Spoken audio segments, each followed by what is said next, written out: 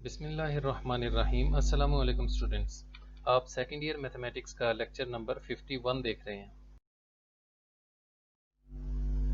Last lecture में हमने ये थ्योरम अप्लाई किया था और कुछ प्रॉब्लम सॉल्व किए थे एक्सरसाइज 3.3 के। होता यूँ था कि एक फंक्शन ऐसा मौजूद होता था इंटीग्रेंड में कि जिसका डेरिवेटिव भी मौजूद होता था, तो हम उस फंक्शन को कुछ लेट कर लेते थे ताकि डेरिवेटिव जो है वो डिफरेंशियल के साथ कवर हो जाए। तो इसी से रिलेटेड कुछ मज़ीद प्रॉब्लम्स हैं। ये क्वेश्चन नंबर 10 है एक्सरसाइज 10.3 का 3.3 का। इसमें इंटीग्रल है 1/1 + x² into tan inverse of x dx। अब जैसा चैप्टर 2 में हम पढ़ चुके हैं कि tan इनवर्स ऑफ x का डेरिवेटिव आप जानते हैं कि 1/1 + x² है। तो इसको एग्जैक्ट फॉर्म में लिख लेते हैं कि 1/tan इनवर्स ऑफ x को अलग कर लिया और ये 1/1 + x² जो है इसको डिफरेंशियल के साथ लिख लिया, क्योंकि ये डेरिवेटिव है tan इनवर्स ऑफ x का। अब tan इनवर्स ऑफ x चूंकि डिनोमिनेटर में लिखा हुआ है और इसकी पावर 1 है नीचे, यानी अगर ऊपर शिफ्ट किया जाए तो पावर -1 है, यानी इस पे रूल 2 अप्लाई होगा, इसलिए मैंने इसको पावर की फॉर्म में नहीं लिखा। पावर रूल अप्लाई नहीं हो सकता। तो फंक्शन के डेरिवेटिव्स पे आपकी गहरी नज़र होनी चाहिए, तभी इंटीग्रेशन आपके लिए आसान होगी। तो tan इनवर्स ऑफ x का डेरिवेटिव मौजूद है, लिहाजा उसको पुट कर लेते हैं y के इक्वल। अब डिफरेंशियल लें ज़रा, tan इनवर्स ऑफ x का डिफरेंशियल आ जाएगा 1/1 + x² और एंगल x का डिफरेंशियल dx, और इसी तरह y का डिफरेंशियल dy आ जाएगा। इसका मतलब ये हुआ कि 1/1 + x² इंटू dx, इस पूरे एक्सप्रेशन की वैल्यू dy आ गई। तो इसकी जगह हमने ये देखें dy पुट कर दिया, और 1/tan इनवर्स ऑफ x को तो हमने y पुट कर दिया था, उसकी जगह y लिख दिया। ये देखें, तो 1/y जो है वो डेरिवेटिव होता था नेचुरल लॉग ऑफ y का। इसका मतलब है 1/y का इंटीग्रल जो है वो नेचुरल लॉग ऑफ y होगा प्लस कांस्टेंट ऑफ इंटीग्रेशन। और जब इंटीग्रेट कर चुके हम तो लास्ट स्टेप में क्या करते हैं, y को जो शुरू में हमने पुट किया था उसकी वही वैल्यू दोबारा पुट कर देते हैं। तो इस तरह से था ये क्वेश्चन। आपको बस डेरिवेटिव्स आने चाहिए उसके लिए, बाकी इसमें कोई मुश्किल बात नहीं। इस टॉपिक से रिलेटेड नेक्स्ट क्वेश्चन जो है वो क्वेश्चन नंबर 15 है। इंटीग्रल है cos x over sin x into natural log of sin x। फिर वही बात है, मैं बार बार रिपीट कर रहा हूँ कि डेरिवेटिव्स पे आपकी गहरी नज़र होनी चाहिए। देखें, natural log of sin x का डेरिवेटिव क्या बनेगा। नेचुरल लॉग के आगे जो भी चीज़ लिखी है उसको उल्टा देते हैं 1/sin x, और sin x का जो डिफरेंशियल हम लेंगे तो sin का डेरिवेटिव cos x आप जानते हैं, और x का जो डिफरेंशियल आएगा एंगल का वो dx। तो इनको जब मल्टीप्लाई करेंगे तो cos x over sin x, ये देखें, इंटू dx। अब देखें ये चीज़ें सब मौजूद हैं यहाँ पे। ये देखें, ये cos x over sin x to dx, ये चीज़ें मौजूद हैं। इनको सेपरेट कर लिया, बताओ डेरिवेटिव इनको यूज़ करेंगे, डिफरेंशियल यूज़ करेंगे, और ये वो फंक्शन है natural log of sin x जिसका डेरिवेटिव ये है, ये है। तो natural log of sin x का डेरिवेटिव मौजूद है, लिहाजा उसको पुट कर लिया, और डिफरेंशियल अभी हमने देखा नेचुरल लॉग के आगे sin x था, लिहाजा वो रेसिप्रोकल हो गया उसका। और दोबारा से इसका नेचुरल लॉग के आगे जो फंक्शन लिखा था उसको डिफरेंशियल लेंगे, और sin का डिफरेंशियल cos आ गया और एंगल का डिफरेंशियल dx। तो cos x over sin x into dx, इस पूरे एक्सप्रेशन की वैल्यू आई dy। तो इस एक्सप्रेशन की जगह dy लिख देंगे, और ये जो natural log of sin x को हमने y पुट कर दिया था तो उसकी जगह y लिख दिया। तो देखें सेम प्रॉब्लम बन गया। 1/y का एंटी डेरिवेटिव होता है natural log of y plus constant of integration. हमने अपना क्वेश्चन आसान बना के इसको सॉल्व कर लिया। तो जब सॉल्व कर लिया तो वापस जो y की वैल्यू शुरू में यूज़ की थी वो दोबारा से पुट करते हैं। y बराबर था natural log of sin x के, तो इस तरह से पुट कर दिया और ये हमारा आंसर है। नेक्स्ट प्रॉब्लम देखें, ये भी पिछले से मिलता जुलता है। इसमें देखें, ज़रा कंफ्यूज करने के लिए उसने natural log of sin x का पेयर बना दिया sin x के साथ और cos x को अलग लिखा है। लेकिन अभी हम पिछले प्रॉब्लम में देख चुके हैं कि natural log of sin x का डेरिवेटिव होता है cos x over sin x। तो हम क्या करते हैं, इसको रीअरेंज करते हैं कि जिस फंक्शन का डेरिवेटिव बन रहा है यानी नेचुरल लॉग ऑफ x उसको अलग कर लेते हैं, और जो डेरिवेटिव बन रहा था उसको डिफरेंशियल के साथ लिख लेते हैं। अब इस नेचुरल लॉग ऑफ x को पुट कर लें, कुछ भी लेट कर लें, मैंने y लेट किया, तो इसका जब डिफरेंशियल लेंगे तो नेचुरल लॉग के आगे sin x लिखा है उसका रेसिप्रोकल हो जाएगा, और sin x का डिफरेंशियल हो जाएगा। फिर जब साइन एक्स का डिफरेंशियल कॉज एक्स और एंगल एक्स का डिफरेंशियल डी एक्स, तो ये बन गया cos x over sin x into D x, बिल्कुल पिछले क्वेश्चन की तरह, क्वेश्चन नंबर 15 की तरह। तो cos x over sin x into D x को dy लिख लिया और natural log of sin x जो है वो y आ गया। अब देखें ये 1 ओवर y नहीं है, 1 ओवर y में y की पावर -1 बनती है, उसमें रूल 2 यानी नेचुरल लॉग वाला रूल अप्लाई होता है। यहाँ पे y की पावर 1 है जो कि -1 के इक्वल नहीं है, लिहाजा यहाँ पे पावर रूल अप्लाई होगा। पावर रूल में क्या होता था कि फंक्शन की पावर में एक ऐड कर देते हैं, यानी 1 पावर थी तो 2 बन गई और उसी पावर से डिवाइड भी कर देते हैं। प्लस ये कांस्टेंट ऑफ इंटीग्रेशन है, और जब इंटीग्रेशन मुकम्मल हो जाए तो लास्ट स्टेप क्या होता है कि y की जो वैल्यू शुरू में लेट की थी वही दोबारा पुट कर देते हैं।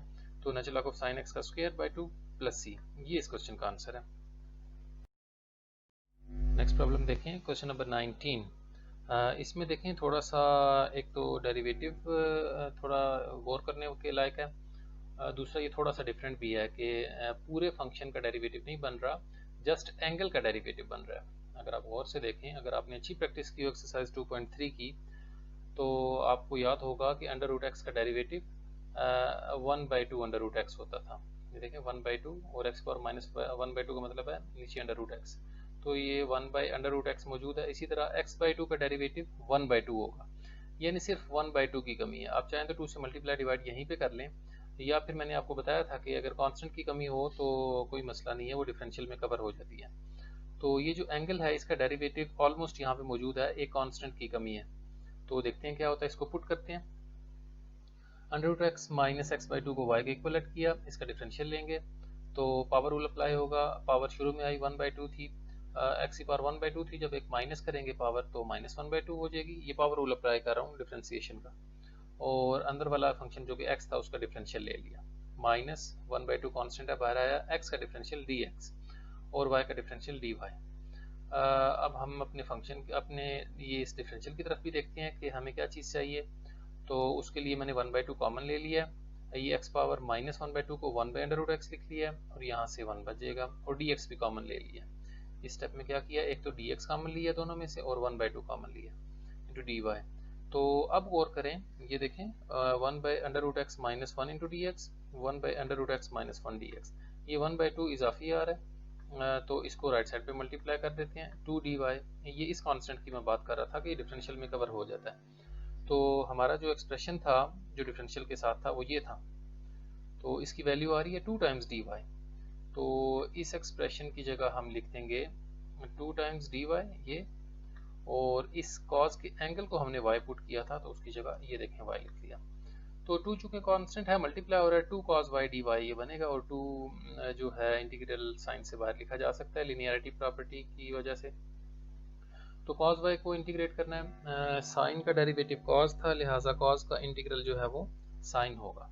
तो cos का इंटीग्रल साइन हो गया जो भी एंगल है, प्लस कांस्टेंट ऑफ इंटीग्रेशन, और जब इंटीग्रेशन कर ली हमने तो उसके बाद आखिर में शुरू में जो वैल्यू हमने y की लेट की थी वो वापस यहाँ पे पुट कर देते हैं।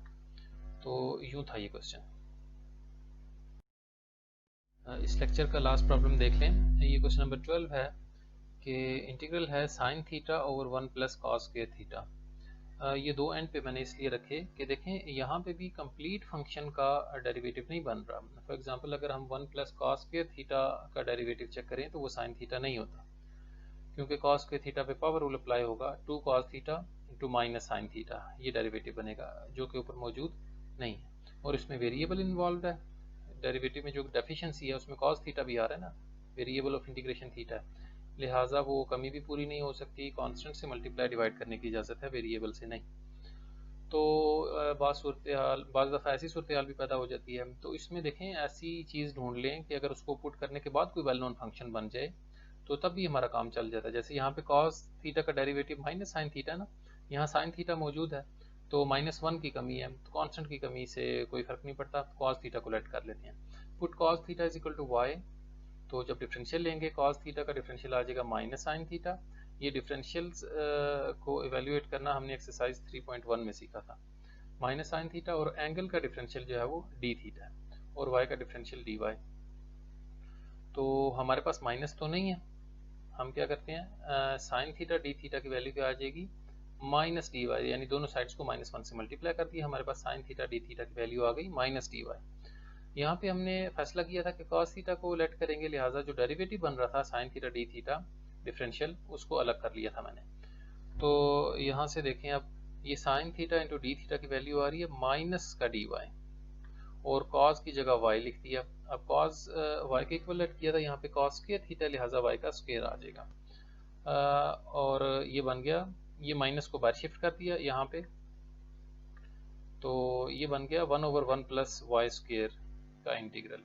ये आपको याद होगा कि tan इनवर्स ऑफ x का डेरिवेटिव होता था 1/1 प्लस एक्स स्क्वायर, इसी तरह tan इनवर्स ऑफ y का डेरिवेटिव होगा 1/1 प्लस वाई स्क्वायर। इसका मतलब है कि 1/1 प्लस वाई स्क्वायर का इंटीग्रल वापस tan इनवर्स ऑफ y आ जाएगा। Integration is the reverse process of differentiation plus constant of integration. इसका जनरल फॉर्म भी हमने पढ़ी थी एक्सरसाइज 3.2 में कि 1/a square plus x square का इंटीग्रल होता है 1/a tan inverse of x over a। तो इंटीग्रेशन हमारी हो गई। अब हम जो y को लेट किया था वो वापस पुट कर देंगे, y की जगह ये देखें cos थीटा पुट कर दिया। तो ये इस थ्योरम के तहत जो प्रॉब्लम्स थे वो हमने ऑलमोस्ट कर लिए। बाज़ दफ़ा बीच में हम थोड़ा सा ये अप्लाई करेंगे, अगले लेक्चर में हम इंशाल्लाह ट्रिग्नोमेट्रिक सब्स्टिट्यूशंस पढ़ेंगे। इन प्रॉब्लम्स को देखते हुए आपने एग्जांपल 1 to 9 ये करने की कोशिश करनी है। 9 एग्जांपल्स हैं, पेज नंबर 131 से 134।